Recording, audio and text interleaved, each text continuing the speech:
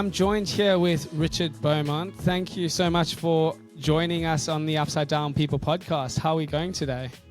Doing well, thank you, Caleb. Really well, actually. Really well. Oh, wow. Tell us why you're doing really well.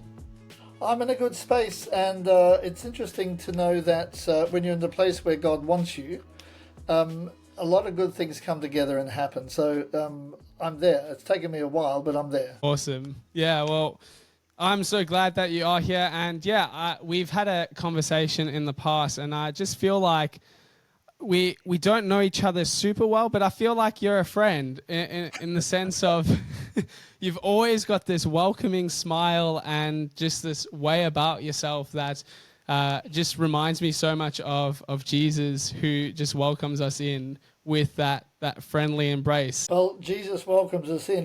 Please don't put me in the same category. I'm simply a servant. But yeah, smiling and being content in the place where you are is really important, because we can spend most of our lives discontent about where we are and striving to be somewhere else. And it's just futile. It really is. Yeah, I agree. And I think that's something particularly like the generation that I find myself in, millennials, seem to, that's one of the challenges, is you constantly striving, constantly comparing yourself with others and with others who have gone before and people that are coming up. And it is this constant sense of you're in another place. You're never really present. But yeah, so I've got you on because we're doing a series called Giving Beyond Ourselves, and basically getting into this topic around finances and yeah, just how to think gospelly or gospel-centeredly about how we engage with money, I suppose. But before we do, maybe a good way to get to know you a bit is share a bit about yourself, what you've done, and yeah, what you're currently doing or what you're currently passionate about. I know there's a lot there, so we'll try condense it. We'll have to get you on another time just to give our listeners a full scope into your amazing life. But yeah, maybe you can condense it into a 2 or 3 minute segment. Certainly. I sometimes say to people that getting a piece of me is like getting a bite of a forest cake with multiple layers and different textures and different things. And I end up at this stage in my life realizing that God has blessed me with multiple opportunities. Born in New Zealand, married the day before my 21st. I moved to Australia. We were going to save a few dollars and travel the world. Ended up in a local church leading a youth group. Joined a ship called the MV Logos as part of the Operation Mobilization Mission Organization. We're going to give God 2 years of our lives, and we hope He appreciated it because we were giving up quite a lot, you know. Ended up staying with OM for 18 years. We had Wow. 6 years living on the ships, literally traveling the world. Only place I haven't been to is Latin America. I still like to go there. I hear they make good steak in Argentina. But been to 86 countries, some of them multiple times. I then went back into business. I felt my season at OM had been completed. I was the Australian director for 10 years, recruiting and engaging with young people and enabling them to head off overseas on short and long-term missions. Some of those short-term missionaries have become career people serving in some of the most challenging parts of the world. Wow. Back into the business world, which I really struggled with, to be honest. Corporate Australia is not my idea of a good time. I admire those who That's can do it. interesting. Why would you say it's not your idea of a good time? I'm a bit of a nonconformist, Caleb, and I just don't like process and compliance and playing. I called it playing the game. I can Right. play the game as well as anybody, but just playing the game to make a company or a business rich at my expense, and they want to own you and want to control you, and well, again, 30 years ago it was a different world now, but I did the corporate thing. I then managed a business for 4 years. had a team of people, which I really enjoyed. That was good fun. Did a little bit of consulting, some property development just off my own bat. And then I joined the board of an organisation called Mission Enterprises. Okay. They had a transport business which had been sold, money was invested and been given away. And so I joined their board and we looked at what they were doing. And I said, hey, I think we can do this a little better. So in 2008, I started the Entrust Foundation. The idea was that people would entrust money to us, we would entrust it to others. My mission business and sort of consulting background gave me enough of an understanding of how people operate to be able to help them at their point of need. Very good. So going to places like the DR Congo or Mozambique or, Myanmar is bread and butter for me. And I love going there. I love engaging with the people and love seeing how we can help. So Entrust is a community development organisation working in 13 countries on the go with between 70 and 80 projects at any one time. We would get donors' money to the projects, give them a tax deduction, and also do it all at our own cost. So I started that with just me. It grew and evolved, and last year Entrust was able to distribute pretty close to $2 million, fund 80 projects, and help 55 different partner organisations in East Africa, India, and Asia. So I was having dinner with my wife about 18 months ago, and she said, Richard, I've shared you with the world for the last 47 years. Do you think there's any chance before you turn 70, I may have a little more of you for myself? And gentlemen, for anyone listening, if you're married, you have a partner, there's only one answer to that question, and it's yes, of course. Exactly. So I ended up looking for my replacement to run Entrust. Nikki's doing a great job. Entrust is thriving. Awesome. And I'm have a little more time on my hands. I didn't know how I was going to pay my bills, actually. We had some investments which needed to be liquidated. And when you've been in ministry for most of your life, there's not a lot in the super pot. Right. So superannuation, retirement pension fund for those not in Australia. Yeah, okay. I got offered 2 jobs. So I'm doing a mentoring for the CEO of a financial investment house. We've got about $3.5 billion under management at the present time, with hotel, real estate, dairy farm assets, a number of other things. Wow. And I'm a mentor to the CEO and to their staff, a bit of a chaplain, if you like, Right. but also an ambassador for them and helping some of their high net worth clients think what generosity might look like. And I've also taken on the directorship of 8 businesses in Queensland. We are liquidating those businesses, selling off the assets, and going to put the money into a foundation and give it away. Wow. That's quite a bit. I can't help but smile, Richard, because you said 18 months ago you had a dinner with your wife, and then it sounds like a lot has happened in that 18 months in terms of it doesn't sound like you've slowed down a lot. Have you had dinner with her since? I've just been up in Singapore for the weekend. I got invited to a really unique event with some ultra high net worth families, and they said, Richard, you need to be here. So I flew up Friday, attended the weekend event, came back last night. So it's now Wednesday, sorry. I got back Tuesday morning. And my wife sent me a text and she said, thank you for all you're doing. I so appreciate you. Thank you for being around more.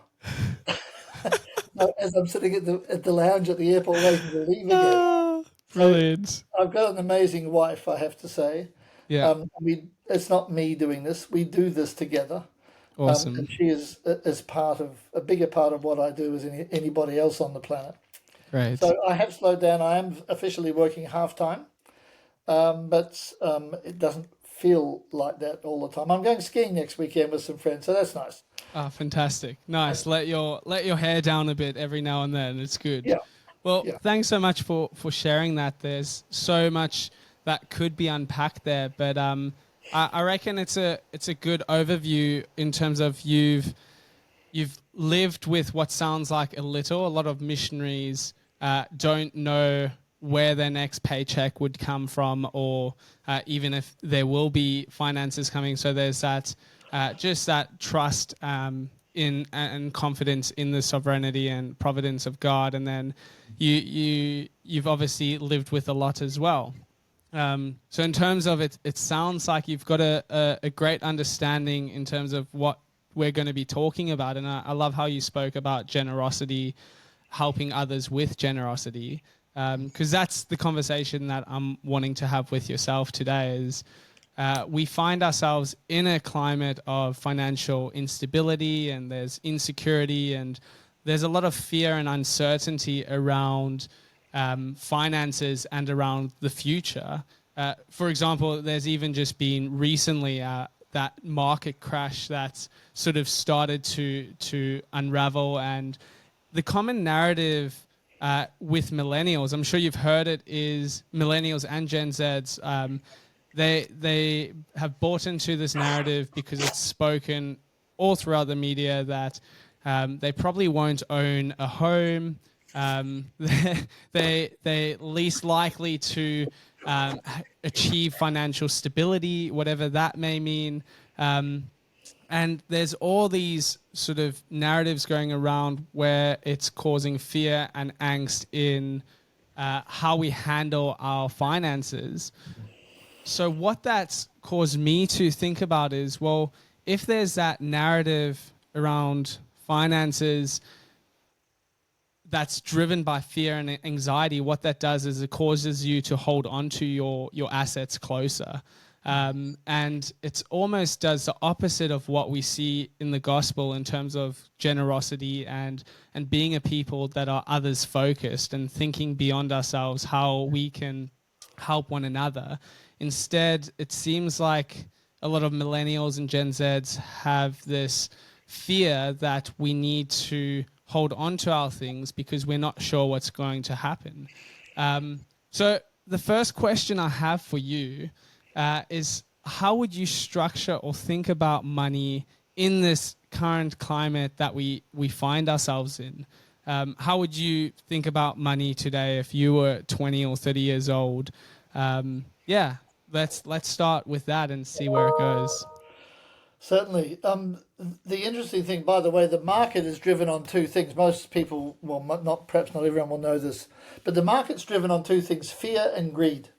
Fear, Right. it will drop, and greed will hang in there because it will keep growing. And people who go into the market with an emotion will get burned every time. And it comes back to your question: how would you structure and think about money in this climate?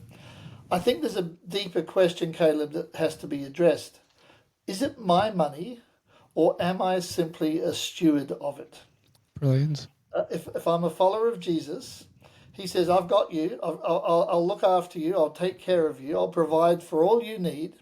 Look how beautiful the flowers are dressed. Look, they don't want for anything. And I love you more than them. So don't worry, it's okay. Easy to say and easy to read, but actually hard to build into our lives. Right. So the way I would think about money in this climate is, if I was 20 or 30, I'd say, well, what are my goals in life? What am I wanting to achieve? And what's the most important thing to me? And the answer to that question will be tempered by a range of things. Am I trying to do it to look impressive in front of my peers? Am I trying to do it to keep my parents off my case? Because they say, well, Caleb, if only you fill in the gap. Right. Do my parents want to live their life vicariously through me? So what are you trying to achieve? Who are you trying to impress? And what do you want to do with your life? And so when you've thought about those questions, then it makes what we do with our money quite easy. Well, I should say it makes it easier. Right. How so? When I was growing up, the quarter acre Pavlova paradise was big on the horizon. I bought my first house when I was 20. Wow. It was a little cottage in Christchurch in New Zealand. I put $5,000 deposit, $500 deposit on it and got a $4,500 mortgage because the house was $5,000. Wow. We wish, say some people, I can hear you say it already. Yeah. If only that was our story. But you know what? It was in a horrible condition. It was nearly falling down. It was on a tiny piece of land. Nobody else wanted to touch it with a barge pole because it needed too much work. So I rolled my sleeves up. My fiance rolled her sleeves up, and we painted and we scrubbed and we built and we added on and we did this and we replaced the roof and we did a lot of stuff to it. And we sold it about 2 years later for not quite double what we paid for it. And we didn't make a lot of money, but the money we put into it ended up being our savings, and we got the capital back out when we sold it. Right. So my frustration with the millennials today is that I don't know whether you know Melbourne, but we all want to have our own home. We want to live in Fitzroy, or we want to live in the inner suburbs. I want to live in a nice place in East Melbourne, or perhaps South Yarra or Toorak, or maybe down by the beach in Elwood. And I can never achieve that. Well, my first house was $5,000. It's like me back then saying, look, I want to have a house in the best suburb in Christchurch. It's only going to cost me $500,000. Oh, woe is me, I can't afford it. Right. But There are lots of places you can buy a house in Australia for $250,000 with a piece of land. Whether you want to live in Stawell in Western Victoria is another conversation. So that's why I come back to the question: what is it that you want? If owning a home is really important to you, then if you work hard enough and you save hard enough and you're prepared to compromise on your location, you can have one probably inside a year if you tried hard. right. But if having a lifestyle, having a place to raise any kids you might have, having access to your place of employment, being close to the train or the tram, being able to get into the city to take advantage of all the restaurants in downtown Melbourne is a high priority for you. That will dictate how you live your life. Yeah. And so when I come back to saying, what is it you are trying to achieve in your life? What is it you want to do? That's the better question to ask.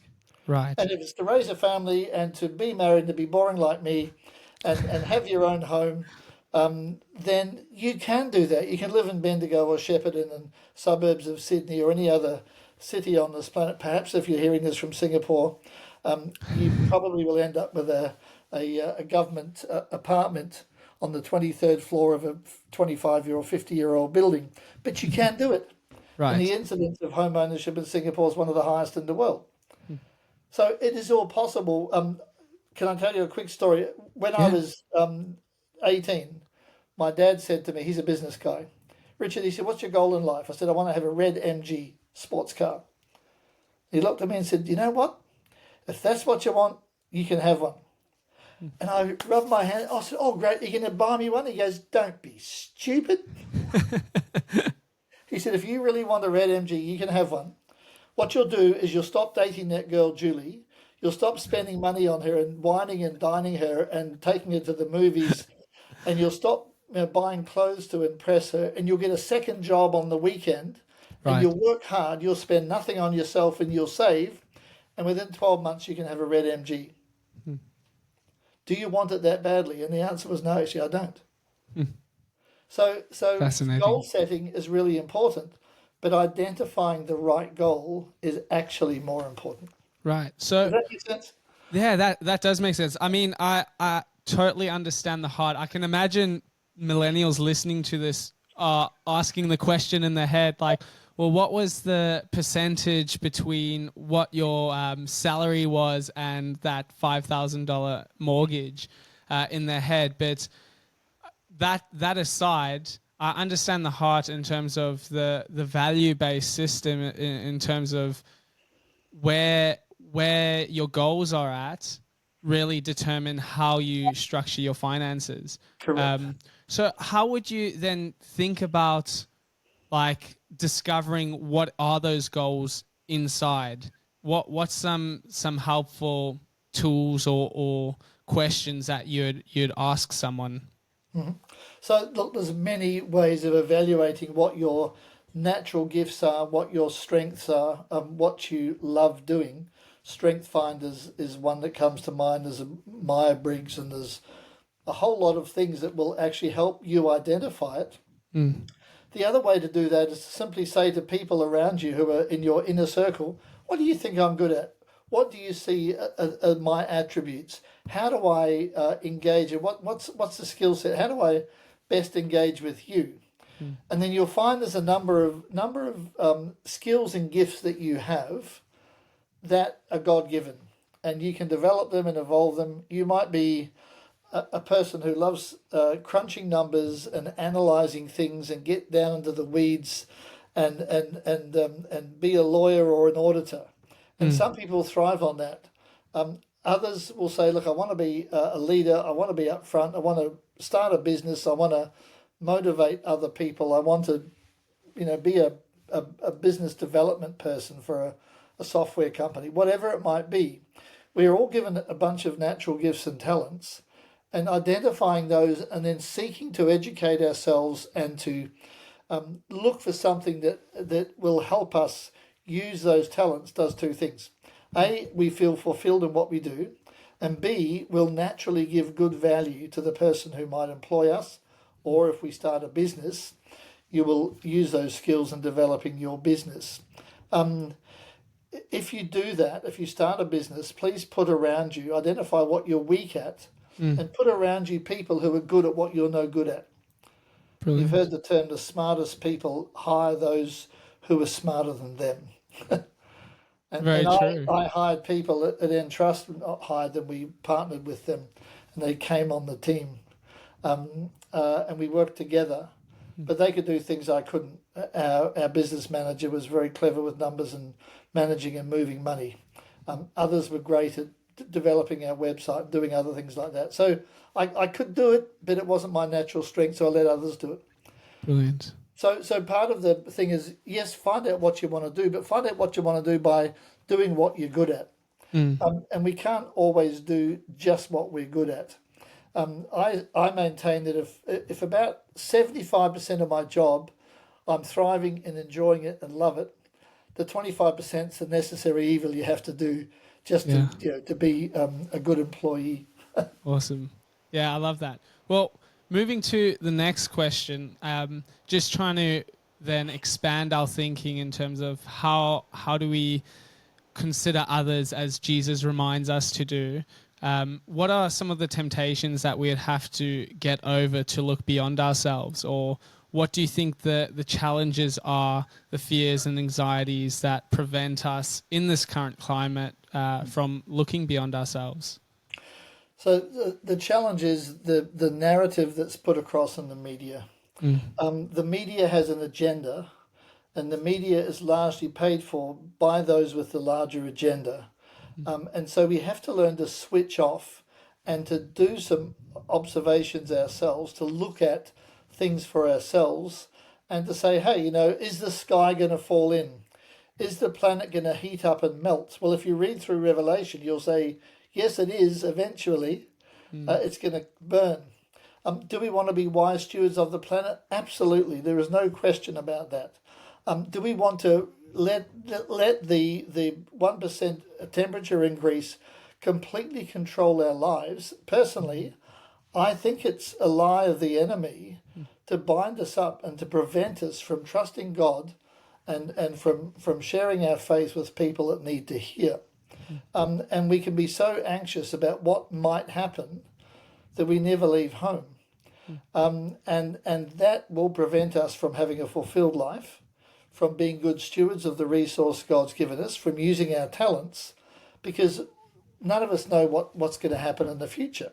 Right. And so I believe if we follow Jesus, I trust in him every day, I engage with him every day, I seek his guidance every day, I ask him to give me favour and open doors, which he has done so many times. I want to give back, and this whole world is not about me. I know it goes against the grain with your generation. The sun doesn't rise and set just on me. All of my life, actually, my main goal has been to say, well, how can I serve others? I wrote a book called Relationships, Real Relationships. And in the book, I talk about two things. I talk about people who are WIFMs, and they approach all their engagements with a WIFM mentality. WIFM is an acronym for what's in it for me. Right. And I've suggested to people that I have always used a different approach. I've always used a WICIC approach, WCIC, and my approach has always been, what can I contribute? WCIC. What can I contribute to this relationship, to this business, to this employment, to this employer, to this neighbour, to this person I bump into, to the person who serves me a coffee in the cafe in the morning, to my family? How can I serve them? Wow. When we approach things with the attitude of a servant, and we're trying to give back into other people's lives, guess what happens? We get blessed out of our little socks, and we get the benefit, and we get the appreciation, and we feel good about doing something for somebody else. So instead of what's in it for me, what can I contribute is a really, really important lesson that I have learnt over my life. Yeah, that's brilliant. I love that. It reminds me, in terms of you're right. The narrative that sort of consumes our culture is very individualistic. So it is very much you look after yourself, care for your own interests, and make sure you're doing well, as opposed to that outward focused of what can I contribute. And I'm trying to think who could have said it. If it was Charles Taylor, he wrote a book in terms of, and in it he sort of describes this idea of radical individualism, but he describes that one of the best solutions for that is how we approach work. So it's saying if the culture could make one change, it would to look at their work and see change from exactly what you're saying. What's in it for me, to a shift to what can I contribute to this space? Yeah. Then that would change sort of the fabric of what we're seeing unfold now with this individualistic culture that we live in. So I love what you're saying. How does that look like practically? Because it seems like there's this tension then between being a good steward of your finances and of your money, which seems to mean that you have to sort of think ahead. But then there's also this trust and this rest in God, saying, like you mentioned earlier, don't worry. Like even the lilies of the fields are clothed. How much more do I care about you? And will provide for you. So there's this pull between not worrying, being present, but then also thinking about your future. How do you wrestle with that, or how would you encourage people to wrestle with that? So it raises another issue of saying, who is my provider? Yes, a current employer may be my provider. The government might be giving me the unemployment benefit. They are my provider. But my attitude has always been that God is my provider. Last year, he was using the Entrust Foundation to provide for me. This year, he's using a couple of other businesses to provide for me. When I was in business, my employer was used by God to provide for me. And ultimately, I looked to God as my provider. It doesn't mean I've sat on my hands and waited for the money to land in my bank account. I've worked my butt off my whole life. I think I might have mentioned to you, in order to get ahead, we bought and renovated and sold 9 houses so far. Wow. Not because I love doing it, but because of the limited income I had, and because of the jobs that I had chosen to take. We managed to save some money by buying rundown houses, renovating them, selling them, and moving on to the next one and doing it all again. Weekend warriors is the term that we use as a DIY expert. So I learned to plaster, paint, build. I can do a bit of plumbing. I'm good at landscaping. Not because I was good at it. I self-taught. My father said, why would you paint something when you can pay people to do that, Richard? I said, because I've got no money. Brilliant. And this is before YouTube, right? Well, before YouTube, you couldn't look up the YouTube thing and how do you plaster a wall? But I would encourage people, nothing lands in our lap. God's going to provide for us. And I had someone, we lived in a nice home in a nice suburb in Melbourne when I was a missionary. And I still remember this person came round and said, "Oh, I thought you were a missionary. How can you, is this your house?" I said, "Yes, it is." "How can you afford to live in a place like this?" I said, "Well, it's like this. The harder I worked, the luckier I got." Awesome.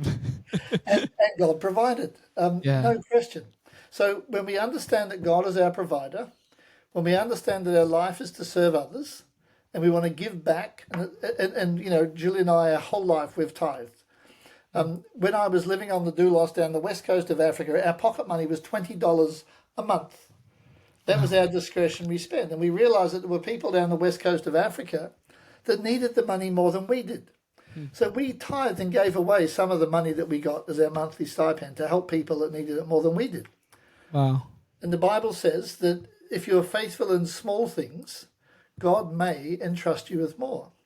And now I found myself, 40 years later, responsible for, it's not my money, but responsible for distributing millions of dollars of other people's money to help grow the kingdom. I was faithful with this little bit, and God happens to have entrusted me with more. Awesome. Am I looking for anything for myself? Absolutely not. I don't want anything. I'm wealthy, and we are all wealthy in Australia. If we're on the unemployment benefit in Australia, we are still in the top 50% income top earners on the planet. Wow. Yeah. And so we have in Australia at least this poverty mindset. We say, "Oh, things are terrible here, and I'm so poor, and I don't have much, and I can't buy a house." Most people are glad to have some sort of shelter. I've been in the developing world. I've seen how people live in bamboo huts with leaf roofs, with no sewer, no running water, having to go 5 kilometres to get a bucket of dirty water to drink it and get cholera out of it. We are so wealthy in this nation. Yeah. And the Bible also says, "To whom much is given, much is required." And that's been a verse that's been embedded in my heart my whole life. Yeah. Brilliant. That also reminds me another sort of narrative that people, Christians particularly, buy into is that they sort of see their relationship with God as this interaction with a genie, for example. So if I rub the the vase the right way, then I'll get to have my wishes and my wishes will come true. And I like how you amplified that may, if you're faithful with a little, God may give you more. I can't remember exactly what the phrase is, but it's the may. It's like, it's not this, God isn't someone that we use to get to the position that we want to, or to gain wealth. And that's not what I'm hearing you say either. Not at all. But it is that I think that's what attracts people, that sort of prosperity gospel. What attracts maybe millennials is like, okay, well, if I do X, Y, and Z, then I expect God to give me these things. How do you respond to those narratives? Well, certainly God isn't a magic genie in a bottle that we can just do all the right things and therefore he owes me. And it horrifies me that people could draw that conclusion. Because the Bible, I read it this morning to a friend, it's hard for a rich person to enter the kingdom. It is really hard. And in Australia, we are rich.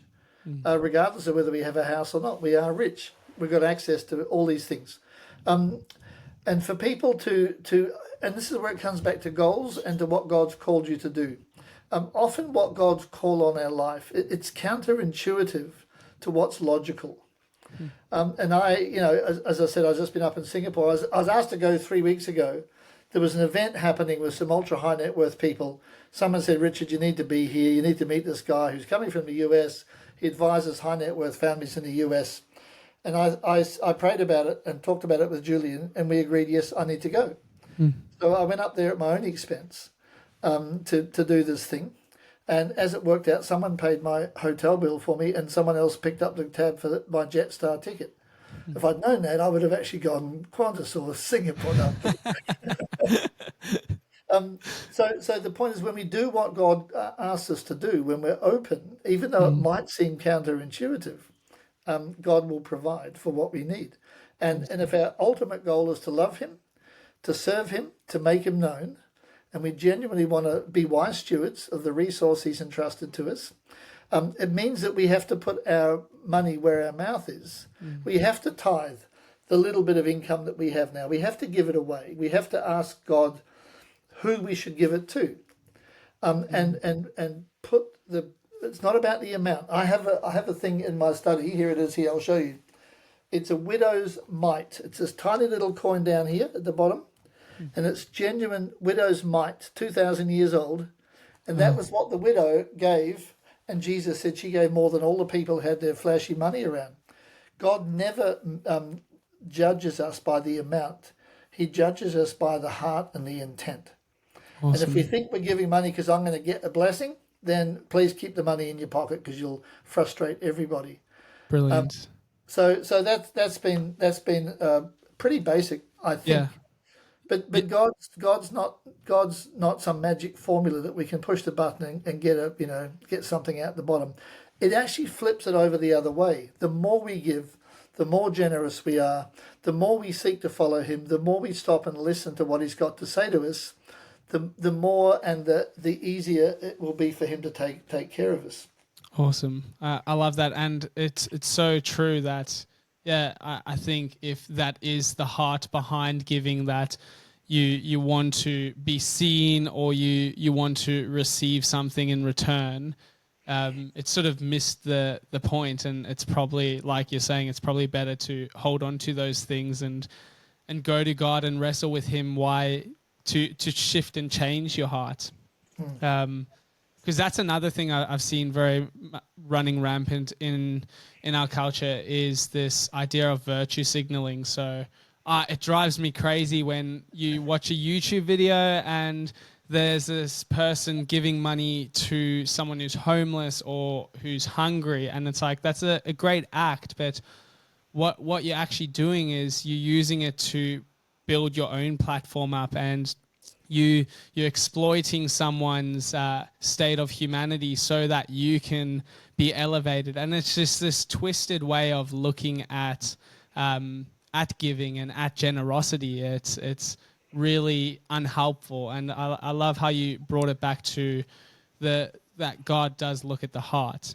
So it's not about the amount, but what's going on inside the heart. So. And Jesus said about the Pharisees who were flashing the cash and showing everyone how much they put in the offering. Jesus' comment was, that is the only reward they will get.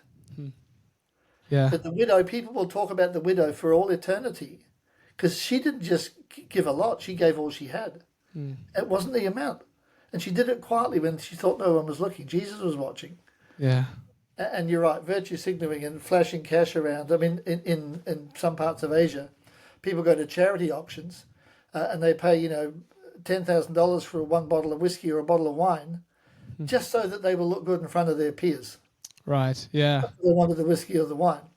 People in the US have buildings named after them because they want their family to be remembered. Yeah. It's the XYZ cancer wing or whatever it is. And that's great. But Jesus looks at our heart. He doesn't look at the outside. I love that. So final sort of question and thought in this idea of giving, looking beyond ourselves and how we can help others is practically what steps would you encourage people to take, either in a philosophical change or in a practical change to the way in which we handle our finances and the way we help others in basically cultivating an others-centric worldview? So the first thing is to do a search on the Bible and talk about money and wealth, and do a little study, even just in the Old Testament, and do a word search on that and look at how many times it talks about money, because money will grab our hearts and it will snatch our hearts and hold it for the rest of our lives. And so we have to be able to understand that money is just a commodity. and we are stewards of it, not owners of it. Because if we own it, we wrap our arms around it, even assets, cars, houses, whatever, clothes, travel.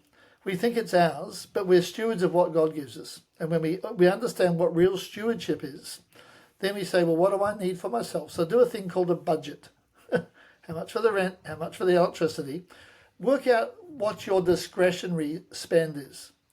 How much have you got at the end of the day of money that you don't have to spend on essential living, transport, bills, normal things. And then look at your discretionary spend and say, do I want to save this? Do I want to go to a concert every time the latest craze comes to town and spend $500 on a concert ticket?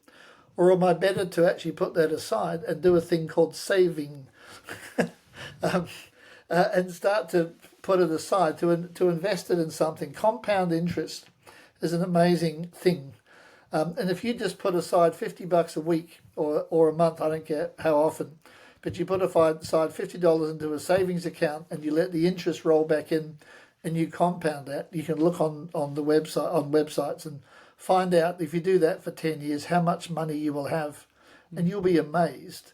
And you won't miss the $50 a week, probably. You might be 25, doesn't matter, the number.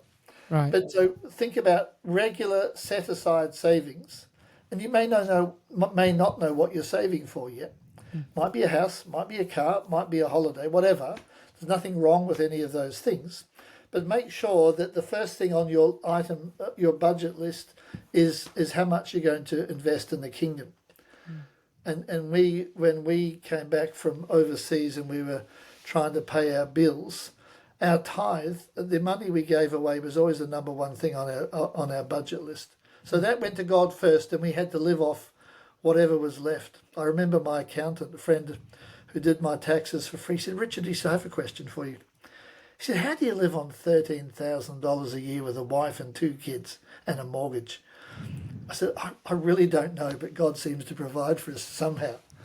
This was back in the early 90s. So, it wasn't much money. It's nothing now. It wasn't much then either. Right. And God provides. We had the priorities straight. So think about a budget. Think about discretionary spend. Think about what you want to spend your money on.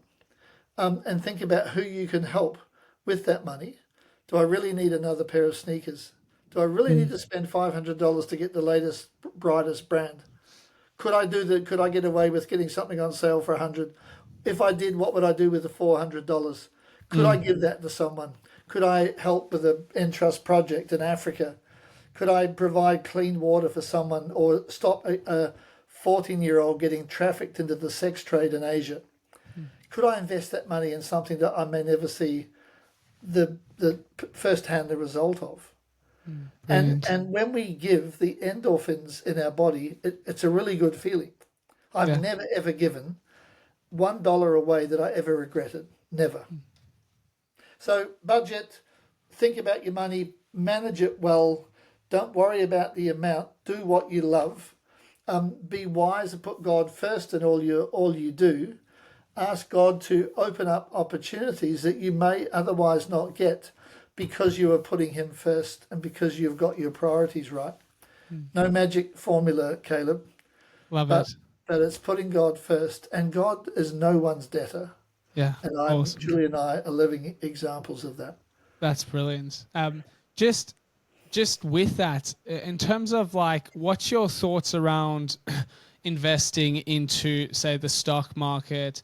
So that's one side. How would you encourage people to be strategic about their investing? And then also you mentioned projects like what Entrust is involved in. How would people find practically, if they do have excess and they've got this ability, we've all got this ability to be generous with what we have. I love how you've taken the amount out of it.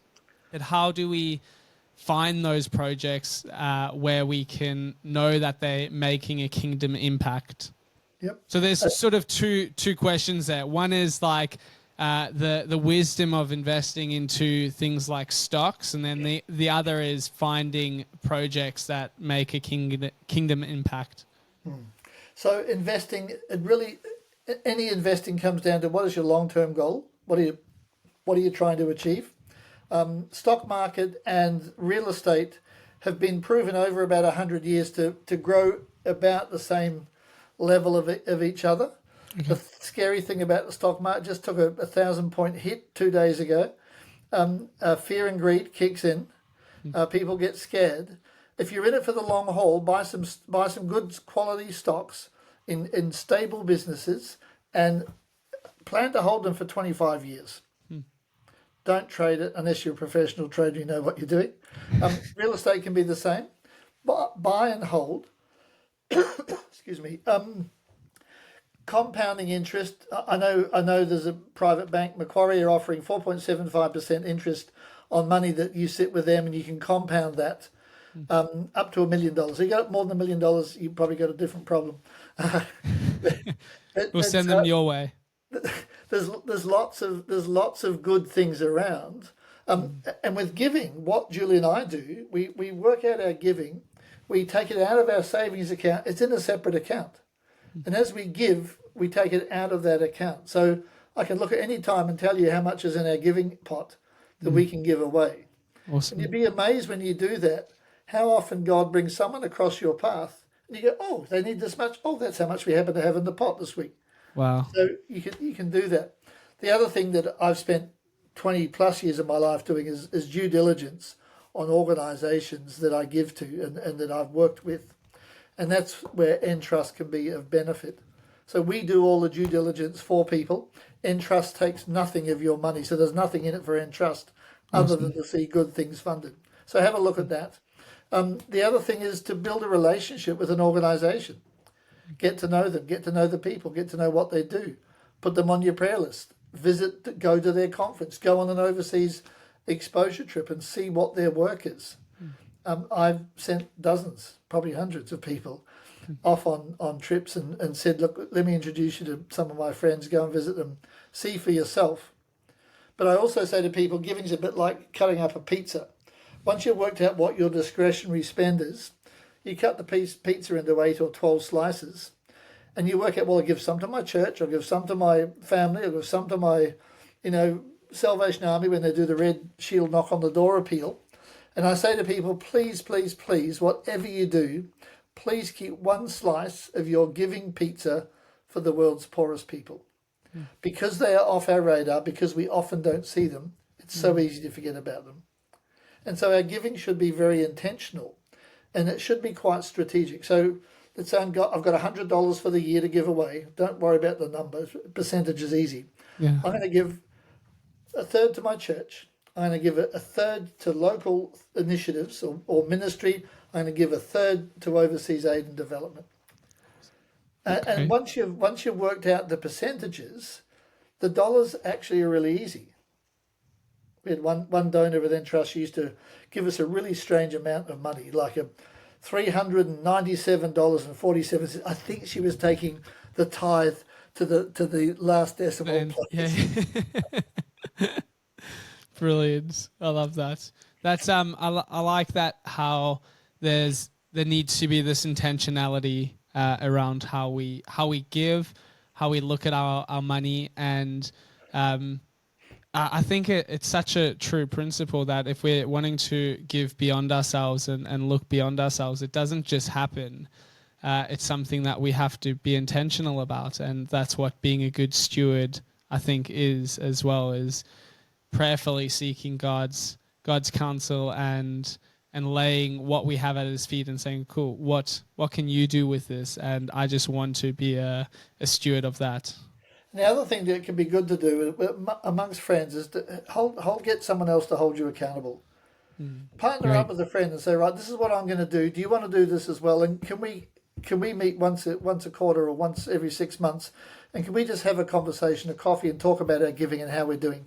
That's awesome. And That's a great idea. When you hold someone accountable, Caleb, and someone holds you accountable, it actually reminds you, oh, I'm meeting with Caleb next week. Oh, crumbs, have I done my budget? So it's not peer group pressure, but it's actually a level of accountability is really helpful. And do it peer to peer. It doesn't have to be an old person with white hair like mine. It can be, but it can be with someone your own age who's struggling with the same thing. Awesome. Yeah, I love that. I hope that's helpful. Super helpful. Yeah, thanks so much for just sharing so openly and generously with your wisdom, Richard. I've thoroughly enjoyed the conversation, and there's so much there just to think about, and then the practicality of like putting things in place I find really helpful as well. So thanks for having this conversation, and yeah, I'm sure people will be encouraged by it if they wanting to find out more about Entrust. I can put up a link to that as well in the episode description. And yeah, if there's any other resources that you recommend, you can send those through to me, and I'll put those up as well. I'll do that. Cool. Great. Thanks for your time, Richard. My pleasure. Great to talk to you.